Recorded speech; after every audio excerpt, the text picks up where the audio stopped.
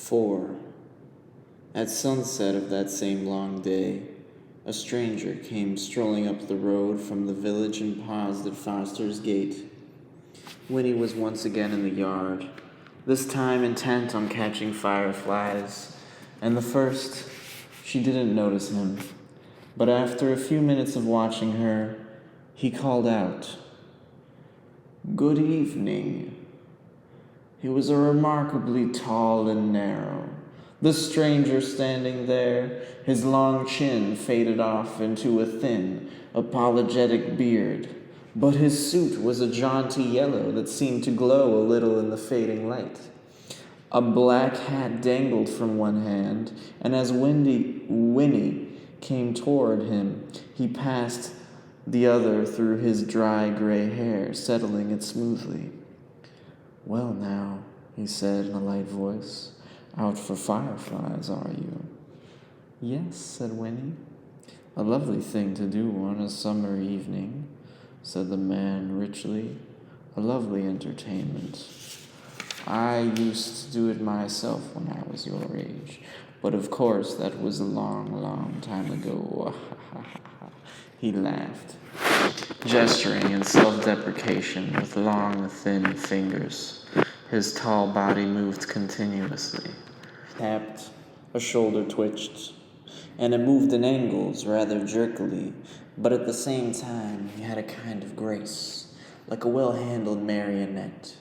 Indeed, he seemed almost to hang suspended there in the twilight.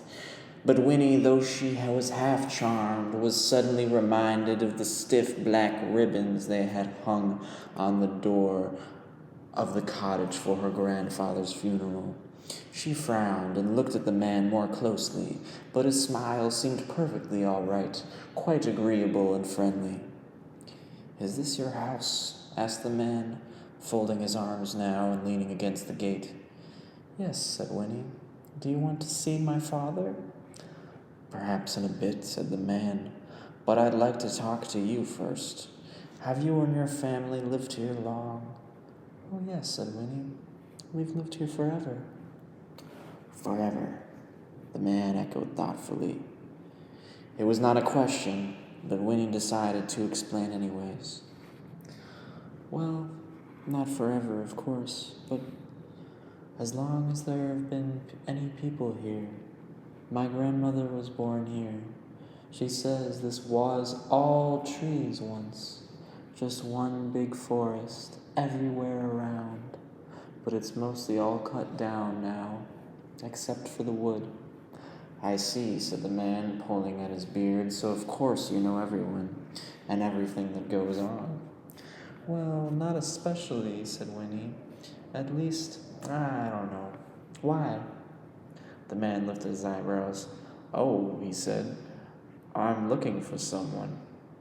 A family." "I don't know anybody much," said Winnie, with a shrug. "But my father might. You could ask him." "I believe I shall," said the man. "I do believe I shall." At this moment, the cottage door opened, and in the lamp glow that spilled across the grass, Winnie's grandmother appeared. "Winifred, who are you talking to out there?" "It's a man, Granny," she called back. "He says he's looking for someone." "What's that?" said the old woman. She picked up her skirts and came down to the path at the gate. "What did you say he wants?" The man on the other side of the fence bowed slightly. "Good evening, madam," he said. "How delightful to see you looking so fit."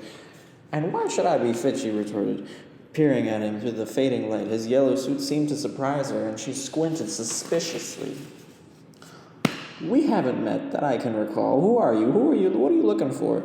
This man answered neither of these questions. Instead, he said, "This young lady tells me you've lived here for a long time, so I thought you would probably know everyone who comes and goes." The old woman shook her head. "I don't know everyone," she said, "nor do I want to. And I don't stand outside in the dark discussing such a thing with strangers. Neither does Winifred, so—" And then she paused. For through the twilight sounds of crickets and sighing trees, a faint, surprising wisp of music came floating to them, and all three turned toward it, toward the wood. It was a tinkling little melody, and in a few moments it stopped. "My stars!" said Winnie's grandmother, her eyes round. "I do believe it's come again. After all these years," she pressed her wrinkled hands together, forgetting the man in the yellow suit. "Did you hear that, Winifred? That's it. That's the elf music I told you about. Why, it's been ages since I heard it last. And this is the first time you've ever heard it, isn't it? Wait till we tell your father." And then she seized Winnie's hand and turned to get back to the cottage. "Wait," said the man at the gate. He had stiffened, and his voice was eager. "You've heard that music before, you say?"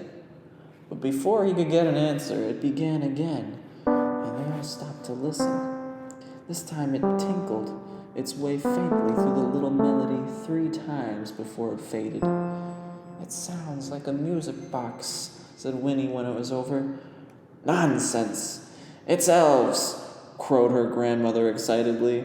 And then she said to the man at the gate, "You'll have to excuse us now." She shook the gated latch under his nose to make sure it was locked, and then, taking Winnie by the hand once more, she marched up the path into the cottage, shutting the door firmly behind her. But the man in the yellow suit stood tapping his foot in the road for a long time, all alone, looking at the wood. The last stains of sunset had melted away, and the twilight died too, as he stood there, though its remnants clung reluctantly to everything that was pale in color: pebbles, the dusty road, the figure of the man himself, turning them blue and blurry.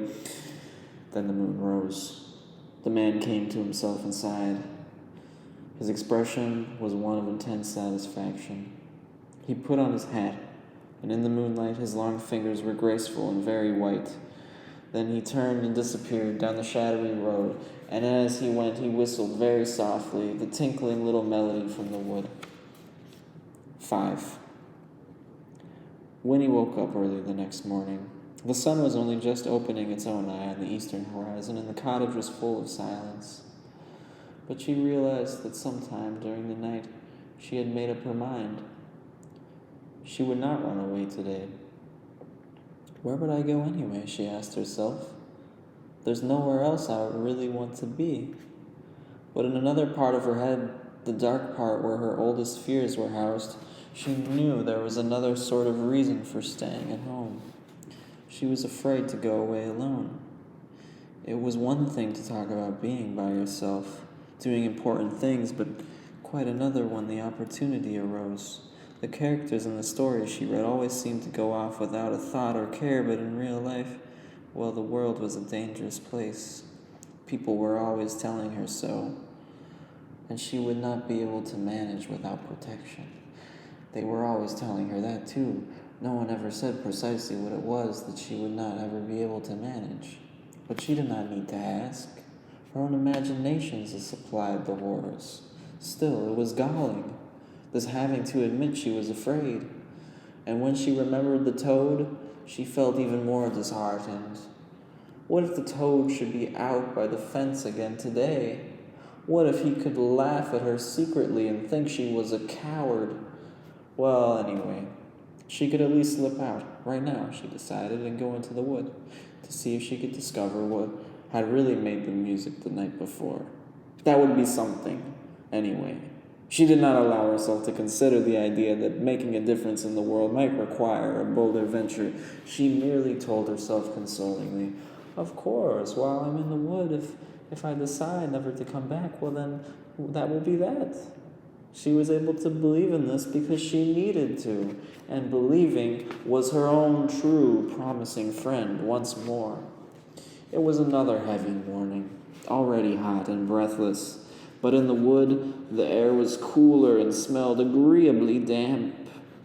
Winnie had been no more than 2 slow minutes walking timidly under the interlacing branches when she wondered why she had never come here before. "Why, it's nice," she thought with great surprise. For the wood was full of light, entirely different from the light she was used to. It was green and amber and alive, quivering in splotches and padded ground, fanning into sturdy stripes between the tree trunks. There were little flowers she did not recognize, white and palest blue, and endless tangled vines, and here and there a fallen log, a half-rotted but soft with patches and sweet green velvet moss.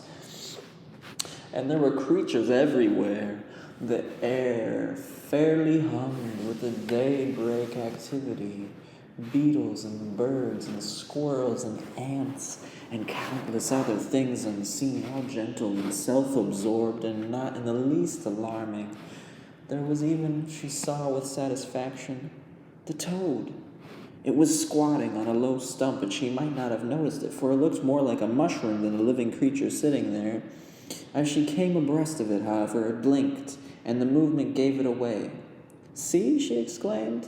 "I told you I'd be here first thing in the morning." The toad blinked again and nodded, or perhaps it was only swallowing a fly. But then it nudged itself off the edge of the stump and vanished into the underbrush. "It must have been watching for me," said Winnie to herself, and was very glad she had come. She wandered for a long time, looking at everything, listening to everything, proud to forget the tight-pruned world outside, humming a little now, trying to remember the pattern of a melody she had heard the night before. And then, up ahead, in a place where light seemed brighter and the ground somewhat more open, something moved. Winnie stopped abruptly and crouched down. "If it's really elves," she thought, "I can have a look at them."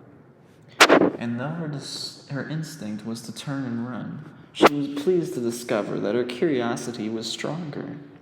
She began to creep forward. She would just go just close enough, she told herself, just close enough to see.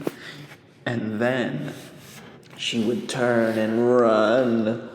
But when she came near, up behind the sheltering tree trunk, and peered around it, her mouth dropped open, and all thought of running melted away. There was a clearing directly in front of her, and at the center of which an enormous tree thrust up its thick roots, rumpling the ground 10 feet around in every direction. Sitting relaxed, with his back against the trunk, was a boy, almost a man, and he seemed so glorious to Winnie that she lost her heart at once. He was thin and sunburned, this wonderful boy, with a thick mop of curly brown hair, and he wore his battered trousers and loose grubby shirt with as much self-assurance as if they were silk and satin. A pair of green suspenders, more decorative than useful, gave the finishing touch, for he was shoeless, and there was a twig tucked between the toes of one foot. He waved the twig idly as he sat there, his face turned up to gaze at the branches far above him. The golden morning light seemed to glow all around him, while brighter patches fell, now on his lean brown hands, now on his hair and face, as the leaves stirred over his head. Then he rubbed an ear carelessly, yawned, and stretched. Shifting his position, he turned his attention to a little pile of pebbles next to him. As when he watched, scarcely breathing, he moved the pile carefully to one side, pebble by pebble. Beneath the pile, the ground was shiny wet. The boy lifted a final stone, and Winnie saw a low spurt of water, arcing up and returning like a fountain into the ground. He bent and put his lips to the spurt, drinking noiselessly. And then he sat up again and drew his shirt sleeve across his mouth. As he did this, he turned his face in her direction, and their eyes met. For a long moment they looked at each other in silence, the boy with his arm still raised to his mouth. Neither of them moved. At last his arm fell to his side. "You may as well have come out," he said with a frown. Winnie stood up embarrassed, and because of that resentful. I didn't mean to watch you," she protested as she stepped into the clearing. "I didn't know anyone would be here." The boy eyed her as she came forward. "What are you doing here?" he asked her sternly. "It's my wood," said Winnie, surprised by the question. "I can come here whenever I want to. At least I was never here before, but I could have come any time." "Oh," said the boy, relaxing a little. "You're one of the Fosters, then?" "I'm Winnie," she said. "Who are you?" "I'm Jessie Tuck," he answered. "How do?" And he put out a hand. Winnie took his hand, staring at him. He was even more beautiful up close. "Do you live nearby?" she managed at last, letting go of his hand reluctantly. "I never saw you before. Do you come here a lot?" No one's supposed to. It's our wood," she added quickly. "It's all right, though. If you come here, I mean, it's all right with me." The boy grinned. "No, I don't live nearby. No, I don't come here often. I'm just passing through. And thanks, I'm glad it's all right with you." "That's good," said Winnie irrelevantly. She stepped back and sat down primly a short distance from him. "How old are you anyway?" she asked, squinting at him. There was a pause. Last he said, Why do you want to know?" "I've just wondered," said Winnie. "All right, I'm 104 years old," he told her solemnly. "No, I mean really," she persisted. "Well then," he said, "if you must know, I'm 17. 17? "That's right." "Oh," said Winnie hopelessly. 17, that's old." "You have no idea," he agreed with a nod. Winnie had the feeling he was laughing at her, but decided it was a nice kind of laughing. "Are you married?" she asked next. This time he laughed out loud. "Ah ha ha ha. No, I'm not married, are you?" Now it was Winnie's turn to laugh. "Of course not," she said. "I'm only 10, but I'll be 11 pretty soon." "And then you'll get married," he suggested. Winnie laughed again, her head on one side, admiring him, and then she pointed to the spurt of water. "Is that good to drink?" she asked. "I'm thirsty." Jessie Tuck's face was instantly serious. "Oh, that, no, it's not," he said quickly. "You mustn't drink from it. Comes right out of the ground. Probably pretty dirty." And he began to pile the pebbles over it again. "But you drank some," Winnie reminded him. "Oh, did you see that?" He looked at her anxiously. "Well, me, I'll drink anything. I mean, I'm used to it. It wouldn't be good for you, though." "Why not?" said Winnie. She stood up. "It's mine. Anyways, it's in the wood. I want some. I'm about as dry as dust." And she went to where he sat and knelt down beside the pile of pebbles. "Believe me, Winnie Foster," said Jessie, "it would be terrible for you if you drank any of this water. Just terrible. I can't let you." Well, I don't see why not," said Winnie plaintively. "I'm getting thirstier every minute. If it didn't hurt you, it won't hurt me. If my papa was here, he'd let me have some." "You're not going to tell him about it, are you?" said Jessie. His face got very pale under his sunburn. He stood up, just barefoot firmly on the pile of pebbles. "I knew this would happen sooner or later. Now what am I going to do?" As he said this, there was a crashing sound among the trees, and a voice called, "Jessie!" "Thank goodness," said Jessie, blowing out his cheeks in relief. "Here comes Ma and Miles. They'll know what to do." And sure enough, a big, comfortable-looking woman appeared, leading a fat, old horse, and at her side was a young man, almost as beautiful as Jessie. It was May Tuck, with her other son, Jessie's older brother, and at once, when she saw the two of them, Jessie with his foot on the pile of pebbles, and Winnie on her knees beside him, she seemed to understand. Her hand flew to her bosom, grasping at the old brooch that fastened her shawl, and her face went bleak. "Well, boys," she said, "here it is. The worst is happening at last."